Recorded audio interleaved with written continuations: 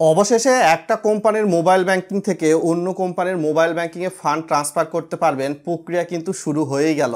বাজারে বিকাশ, রকেট, নগদ, উপায়, এম ক্যাশ আরও অনেক কিন্তু এমএফএস সার্ভিস রয়েছে। তো লাইভ প্রুফের মাধ্যমে দেখাবো, কথায় নয় কাজে পরিচয়। এক্ষেত্রে কত টাকা পাঠাতে পারবেন, সর্বনিম্ন বা সর্বোচ্চ লিমিটেশান প্লাস চার্জ রয়েছে কি নাই। কাইন্ডলি স্ক্রিনটা ফলো করুন প্রথমে আপনারা।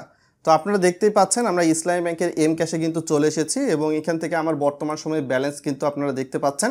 নিচের দিকে গেলে সেন্ড টু এমএফএস নামে একটা অপশান রয়েছে, এখানে আপনাকে প্রথমত ক্লিক করে দিতে হবে যদি আপনি ফান্ড ট্রান্সফার করতে চান। তো এক্ষেত্রে বর্তমানে এখানে কিন্তু রকেট দেখতে পারবেন, ইসলামিক ওয়ালেট, বিকাশ, উপায়, ট্যালিপে অপশান রয়েছে। ভিডিওটি সবটুকু দেখার আগে রিকোয়েস্ট থাকবে ভিডিওটা লাইক করে চ্যানেলের নতুন দর্শক হয়ে থাকলে সাবস্ক্রাইব করে দেবেন। তো আমরা এখানে বিকাশ লিমিটেডের উপর প্রেস করলাম, তারপর রিসিভার নেম যাকে আমরা টাকা পাঠাবো অর্থাৎ এম ক্যাশ টু বিকাশ, তো আমরা সেই নামটা প্রথমে দিয়ে দিচ্ছি। দিয়ে দেওয়ার পরবর্তীতে নিচের দিকে দেখতেই পাচ্ছেন বিকাশ লিমিটেড অ্যাকাউন্ট নাম্বার, অর্থাৎ আপনার বিকাশ অ্যাকাউন্ট যেই নাম্বার দিয়ে খোলা সেই নাম্বারটা এখানে দিতে হবে। যাকে আপনি টাকা পাঠাতে চাচ্ছেন তার কাছ থেকে নেবেন নাম্বারটা।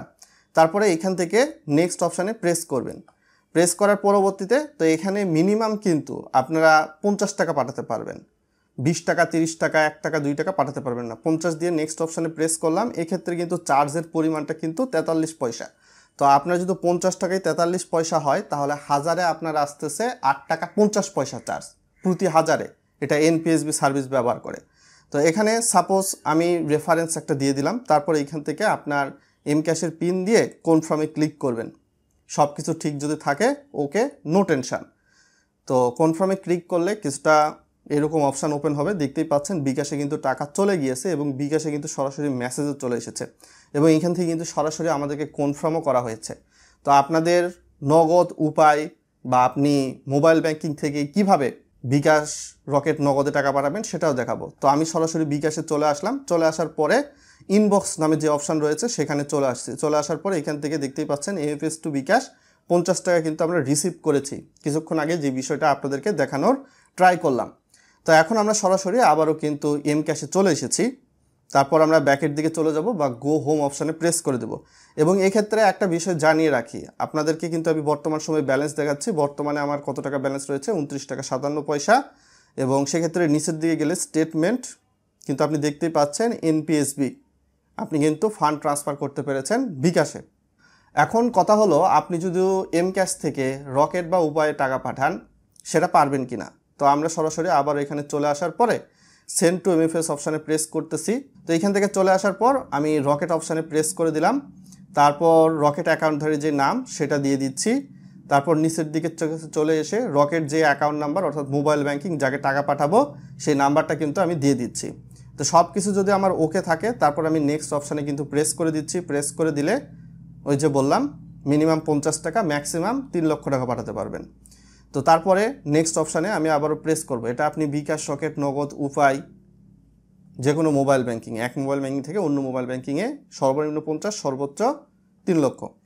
তো এখান থেকে আমি একটা হচ্ছে রেফারেন্স দিচ্ছি, সাপোজ যে কোনো একটা ধরে নিলাম।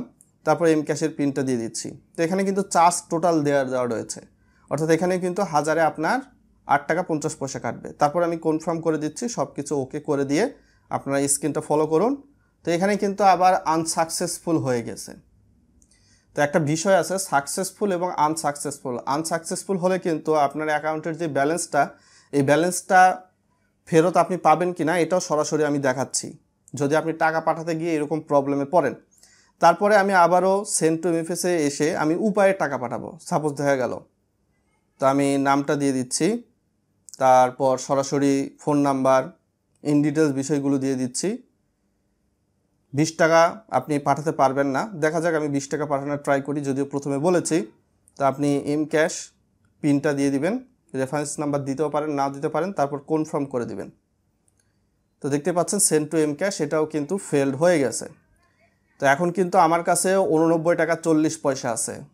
109 টাকা থেকে এই পরিমাণ টাকা রকেটে পাঠাইছি, রকেটে কিন্তু টাকা যায় নাই, ওইটা কিন্তু আবার ব্যাক করেছে। তো যখন আপনি দেখা যাচ্ছে একটা নির্দিষ্ট লিমিট, ওই লিমিটের কম টাকা পাঠাচ্ছেন, 50 টাকার কম টাকা পাঠাচ্ছেন, সেক্ষেত্রে টাকাটা কিন্তু আপনার রিফান্ড হচ্ছে না।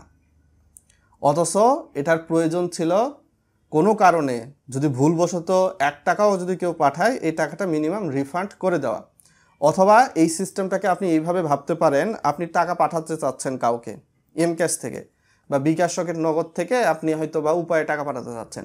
এইরকম যদি ফেলড হয় কারো ক্ষেত্রে, সাপোজ আমি এখানে কম টাকা দেখাইছি, আপনার হয়তো বা 1000, 10,000, 20,000 হয়, মানে ফেলড হয়, এই টাকাটা ব্যাক পেতে কিন্তু গ্রাহককে ভোগান্তি পোয়াতে হবে। কেননা আপনার এনপিএসবি ফেলড হলে প্রথমত আপনি যেই কোম্পানির মোবাইল ব্যাংকিং ব্যবহার করছেন সেই কোম্পানির মোবাইল ব্যাংকিংয়ের হেল্পলাইনে ফোন দিতে হবে।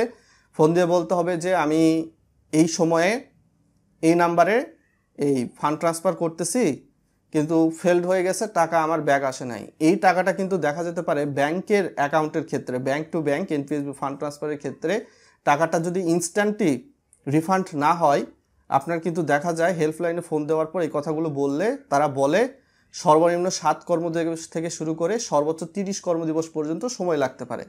মানে একটা টোটাল প্যারা যদি আপনার হিউজ অ্যামাউন্ট হয়ে থাকে। সো এই বিষয়টির দিকে আপনারা দৃষ্টি নজর দিবেন, আপনারা ফান্ড ট্রান্সফারে এটা ব্যবহার করবেন কি করবেন না।